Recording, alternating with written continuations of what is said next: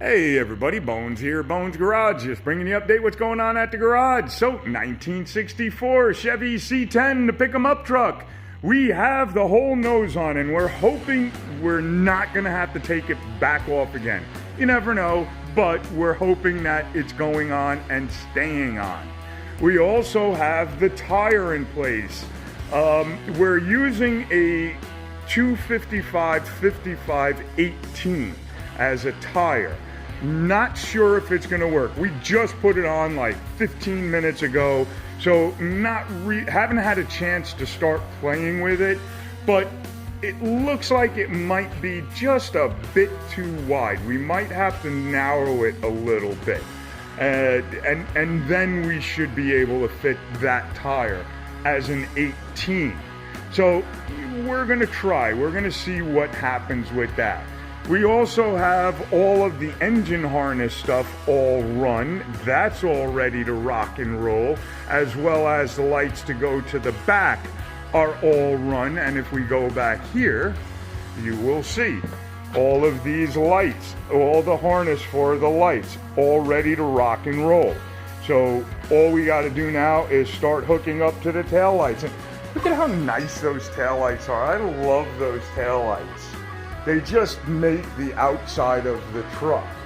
The next thing I want to show you is we have all of the airlines all run now. You can see there how nice and neat everything is secured, everything is run, everything is nice. That's the brake line underneath the silver thing. So that's all run and secured nice. Those are our airlines right there. And then I showed you in another video that we decided to pull all the airlines out of here, but we are still going to run all of the electrical and the controllers through there.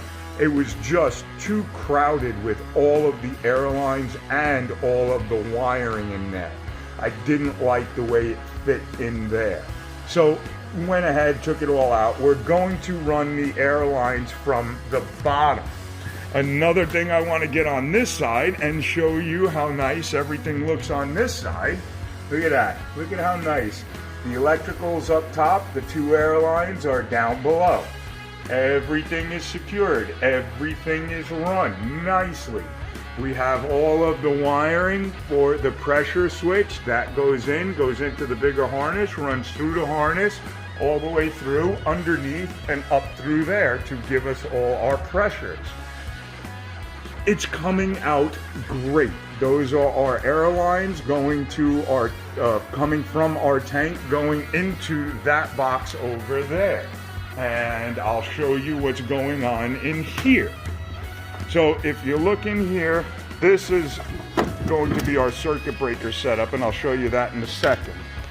That is where our airlines are going to run in from, and they're going to come in, they're going to go to our pressure units from the dash for the gauges, and that'll tell him how much pressure he has.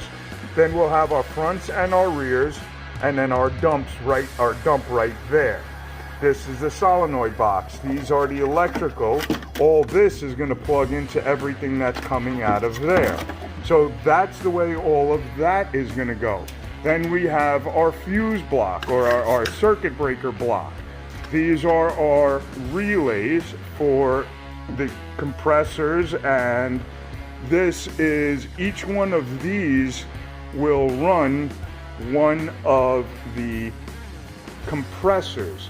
Now the reason I like using two is because if you have a problem and one of these clicks out, you always have the other one. So let's say this compressor goes bad.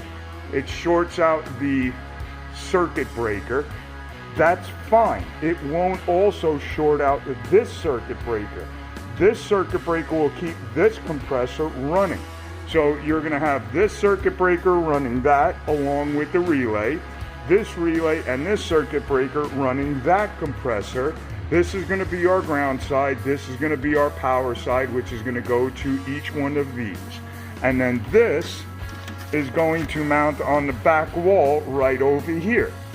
And everything will get all wired in. So it's going to be a really nice setup inside of this cooler. It's gonna be really cool. So, you know, we also have a lot of the wiring all set up in here. That's all the wiring for that. So there you go. There's what's going on so far. So I will keep you up to date as we go. Have fun, guys. Okay, bye.